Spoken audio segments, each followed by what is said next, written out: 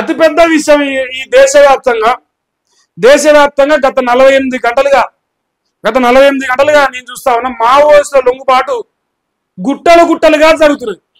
గుట్టలుగా మావోయిస్టులు లొంగిపోతున్నారు. చాలా శుభ పరిణామాలు కనిపిస్తున్నాయి దేశానికి. ప్రజాస్వామ్యంలో జనజీవన శ్రవంతిలో గడుస్తానికి వస్తున్న ప్రతి ఒక్కరికి సాదర స్వాగతం పలుకుతా ఉన్నాం ఈ దేశ ప్రజలందరం. ఒక విషయం ఏంటంటే ఆసన్న సహా 170 మంది లొంగిపోతారు. పోలీసులు ఏదైతే సరెండర్ కాబోతారు. నేడు ఛత్తీస్గఢ్ సీఎం కు ఆయుధాలు అప్పగించబోతారు.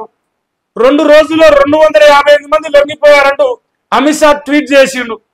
2026 మార్చి 31 లోపు నక్సలిజాన్ని నిర్మూలిస్తామని ప్రకటన చేసి మళ్ళా ఇంకా గర్వంగా చెప్తుండు, ఇంకా గట్టిగా చెప్తుండు, డంకా బజాయి చెప్తుండు. 2026 మార్చి 31కి సమయం రాసి పెట్టుకొని ఈ దేశంలో నక్సలైట్ అనేటువంటి ఉండరు అని చెప్పేసి మరి అమిత్ షా గారు ట్వీట్ చేశాట. ఆసన్న ఆయన సైన్యం 170 మంది అంట. 170 మంది. నిన్న మహారాష్ట్రలో 60 మంది అనుకుంటా. మరి ఇవాళ 170 మంది అంటారు. మొత్తంగా 258 మంది. కానీ మరి నాకు వచ్చిన డౌట్ వచ్చింది, ఈ నక్సలైట్లు ఇంకో వాళ్ళు దొంగలు వీళ్ళు మా సమాచారం ఇచ్చారు, వీళ్ళు మా సమాచారం ఇచ్చారని చెప్పేసి వీళ్ళు చంపుతా ఉంటారు పాప గిరిజనుల్ని. ఆ చుట్టుపక్కల గిరిజన తాండాలో ఉండే వాళ్ళు చంపుతా ఉంటారు. చంపి వీళ్ళు మా సమాచారం బయటకు వదిలేదు అందుకే చంపిన అంటారు.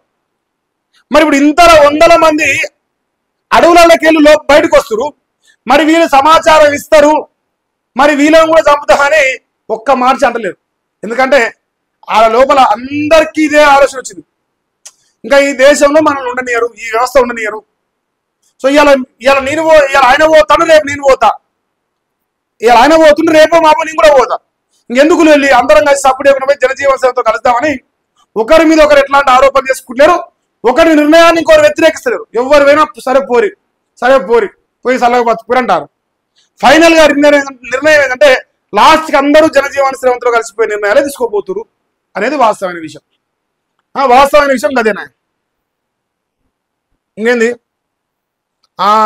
నిన్న చదివినాం కదా, ప్రాణం తీసిన 10,000 అప్పు విషయంలో గొడవ పడిన అన్నదమ్ములు, అన్నపై కత్తితో దాడి చేసిన తమ్ముడు, అడ్డుకునేందుకు వెళ్ళిన వదినను కత్తిపోట్లు పొడిచి చంపేశాం. 10,000 కోసం ఒక మనిషిని చంపిండు. కానీ ఈ రాష్ట్రంలో ప్రతి రాజకీయ నాయకుడు ఒక్కడు కూడా పేదోడు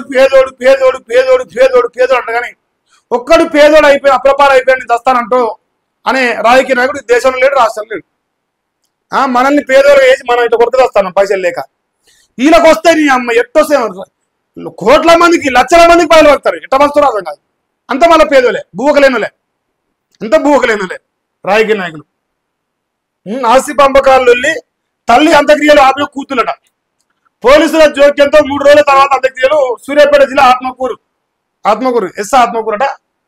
ఆడ కన్న తల్లిని ఆస్తి పంపకాల్లో కూతుళ్లకు తేడా వచ్చి అంత్యక్రియలు చేయాలట.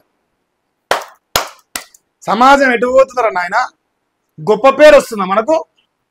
చాలా గొప్ప పేరు వస్తున్నట్టుంది ఈ లెక్కను.